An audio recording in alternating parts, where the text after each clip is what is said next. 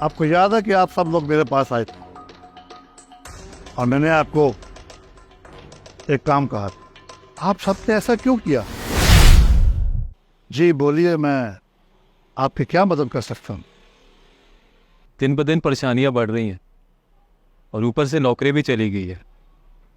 समझ में नहीं आता कि क्या करूं। मेरे तो घर के सारे अफराद बीमार हैं, ऊपर से ये महंगाई किसी तरफ से भी सुकून नहीं है। मैं अच्छा खासा कमाता हूँ, लेकिन मेरी कमाई में बरकत नहीं है। उल्टा दिन ब दिन कर्जा बढ़ता जा रहा है। मेरा कारोबार भी ठप पड़ा है और नई नई वबाएं हमारा मुकद्दर हो रही है। समझ में नहीं आता कि क्या किया जाए। लगता है कि हमारा रब हमसे नाराज हो गया है। हमने आपको देखा है, आप बहुत परहेजगार और अल्लाह के नेक बंदे हैं। हम तवीज़ तागे वाले बाबों के पास नहीं जाना चाहते वजीर साहब। आप समझदार हैं, आप ही हमारा कुछ फैसला करें। हम आपके पास इसीलिए आए हैं कि आप नमाज की पाबंदी करते हैं और किसी का दिल नहीं दुखाते। बस अजीज़ साहब, आप हमारे लिए दुआ करें। एक तरीका है, वो कर लें, फिर देखते हैं क्या करना है। वो क्या? आज रात इशा के बाद मोहल्ले के चौक में एक देग खाली ढक कर वहाँ रख दे और एक बंदा दूर बैठकर उसकी रखवाली करेगा। आप सब रात को बारी बारी घर से एक गिलास दूध या जितनी इसकी हैसियत हो वो लेकर आएगा और उस देग में डाल देगा। और याद रहे, दूध को घर से ही ढक कर लाना है और देग में डालते वक्त देग का ढक्कन थोड़ा सा खोलना है और देग के अंदर झांक कर नहीं देखना और ना ही कोई किसी से बात करेगा, वरना सारा अमल ज़ाया हो जाएगा। हाँ अजीज साहब, ये तो बहुत आसान है, हम कर लेंगे। लेकिन अजीज साहब, उस दूध का हम करेंगे क्या? कल सुबह फजर की नमाज के बाद मैं आऊँगा और आप सबकी मौजूदगी में देख कर ढक्कन खोलूँगा। बहुत बहुत शुक्रिया अजीज साहब, बहुत बहुत शुक्रिया।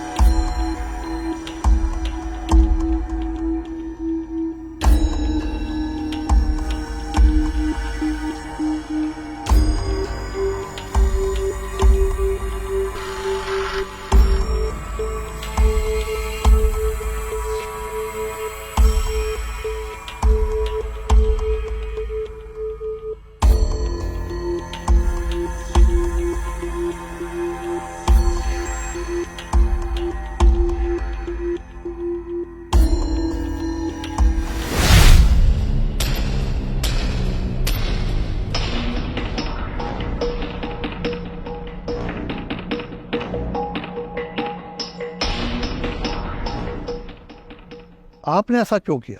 मैंने क्या कहा था और आपने ये क्या किया? मैंने आपको देग में दूध डालने के लिए कहा था, यहाँ तो दूध का एक कतरा नहीं। आखिर माजरा क्या है, आप सब बताएंगे या मैं बताऊं?